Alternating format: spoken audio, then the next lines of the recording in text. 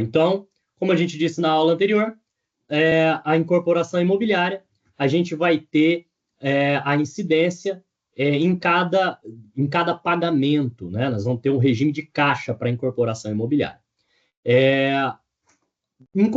Vai ser possível utilizar os créditos de cada empreendimento da empresa. A apuração é centralizada, então cada empreendimento vai ser como se fosse uma filial, né? Então você tem crédito sobrando no empreendimento, você pode usar para abater débitos no outro, sem nenhum problema.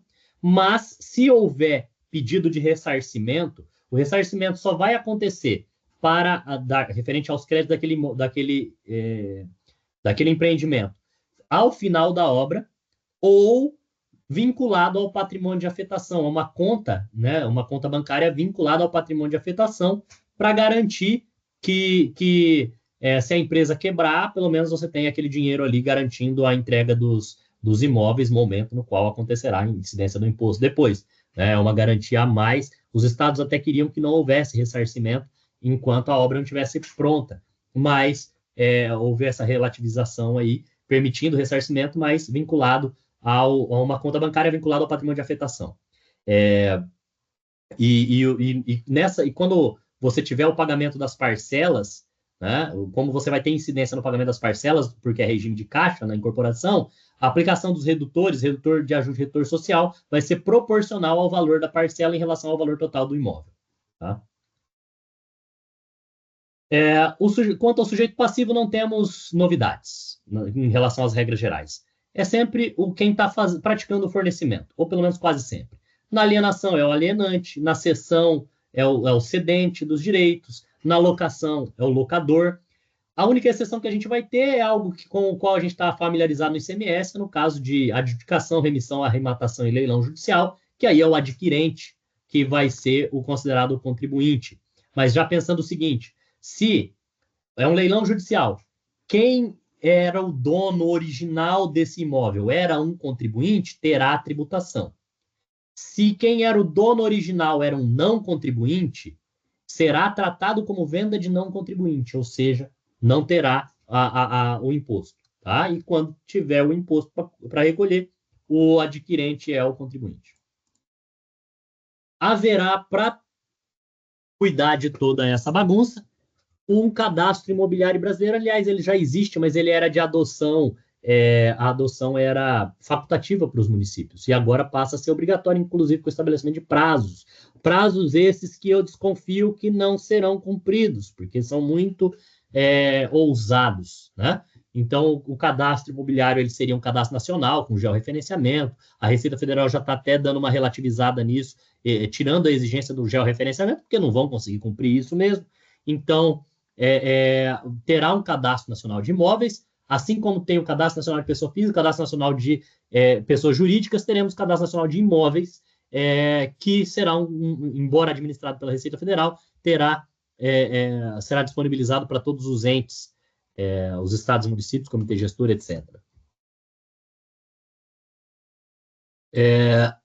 O prazo para implantação, 12 meses para órgãos federais, serviços notariais e capitais, né? 24 meses para os demais, para os órgãos estaduais, demais municípios, para inserirem os dados no CIB. Esses prazos que eu tenho uma leve desconfiança que não serão integralmente cumpridos, porque são muito ousados, são muito difíceis de cumprir esse prazo. Tá?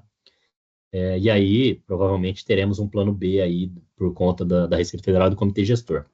Teremos uma certidão negativa de débito, que levanta até uma discussão se o IBS-CBS será considerado como um imposto propter rem, porque, afinal de contas, é uma certidão de negativo de débitos para o imóvel. Essa discussão nem cabe aqui agora, mas, por hora, cabe dizer que terá uma certidão negativa de débitos.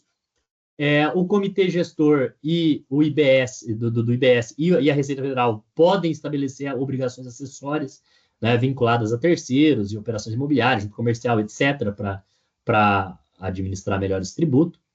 Embora se presume-se que a grande promessa era de que a única obrigação acessória será de fazer nota fiscal, então isso está sendo muito concentrado nesse sentido, mas hoje a gente não tem uma nota fiscal para venda de imóveis. Teremos, muito provavelmente. As obras de construção civil, não só os imóveis, as obras de construção civil terão um cadastro no CIB, algo que não é muito diferente, assim como a apuração por empreendimento, né, tem que ter uma contabilidade de custo segregada, caracterizando cada obra como centro de custo distinto. Não é uma obrigação nova, porque essas obrigações já existem por conta da legislação previdenciária. A Lei 8.212 já exige a segregação de cada obra com centro de custo distinto, com contabilidade de custo própria, e a inscrição de cada obra no Cadastro Nacional, que agora vai ser o CIB, que vai unificar tudo isso. São obrigações que já existem e elas são replicadas na Lei Complementar 214. E, por último, nosso último tópico, os regimes de transição. Nós teremos regimes de transição. A incorporação, a gente tem o RET, né? É o Regime Especial de Tributação, que faz com que a tributação seja só do PIS e COFINS, né? Regime cumulativo. Essa incorporação, quem está no RET pode fazer a opção, né, do parcelamento solo, incorporação, por esses regimes previstos nos artigos 485, 486, né, que seria quase que uma prorrogação desse RET, ou para quem não tem uma adoção desse regime. Ao fazer isso para aqueles imóveis que estão em construção no momento da implantação do imposto. E aí eles acham que vai ser muito complicado fazer a alteração do regime no meio do empreendimento, então você opta por empreendimento para manter uma tributação cumulativa. Eu não vou ter crédito de nada, não vou ter redutor de nada, vou pagar simplesmente na incorporação 208 mais 0,53 CBS ou 3,65 DCBS, ao invés do que pagam hoje PIS e COFINS. Beleza? Até terminar esse empreendimento. O outro empreendimento eu posso fazer no regime normal, mas eu vou criar um regime de transição cumulativo em substituição disso. Cada construtora vai ter que fazer as contas para ver se vale a pena esse regime de transição ou se vale a pena utilizar os débitos e créditos, né? Aí vai para cada empreendimento vai ter que ser, a construtora vai ter que fazer a conta. Na locação, temos também a criação de um regime de transição. Hoje, a locação ela não está sujeita nem ao ICMS nem ao ISS.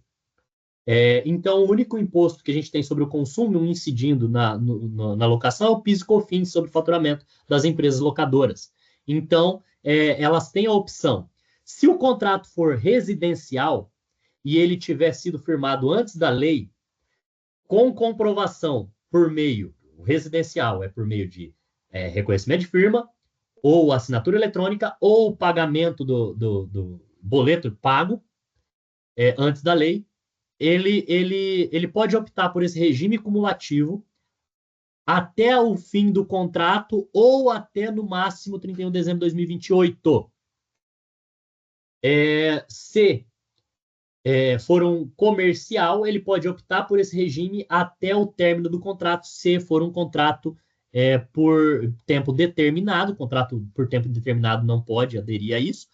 For um contrato por tempo determinado e ele tiver como comprovar que o contrato é anterior à promulgação da lei, e aí não tem boleto. Aí é por firma reconhecida ou por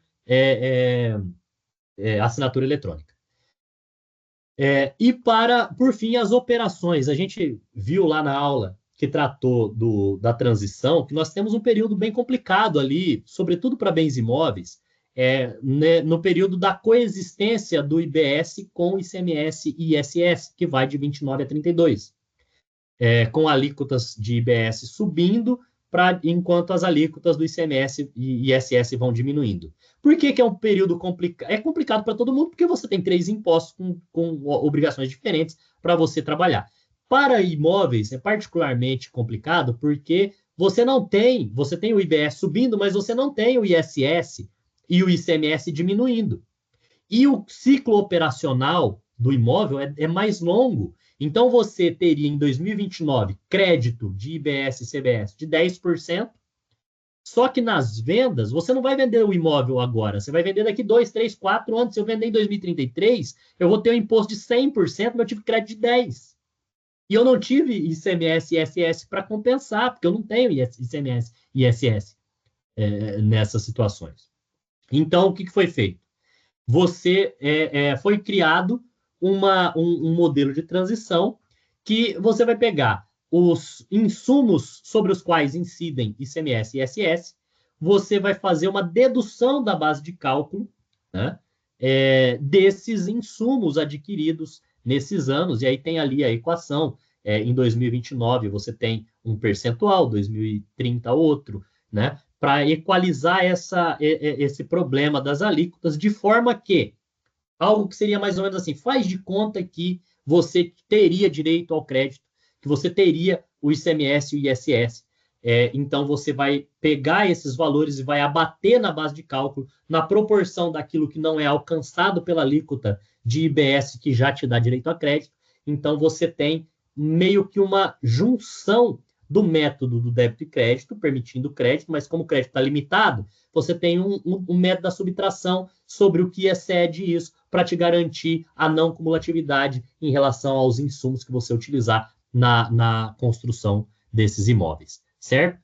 Então, nós vamos ter, muito com certeza, o regulamento detalhando essas regras, mas o 488 ele está bastante detalhado, uma leitura do 488 vai te dar muita clareza de como isso vai funcionar na prática.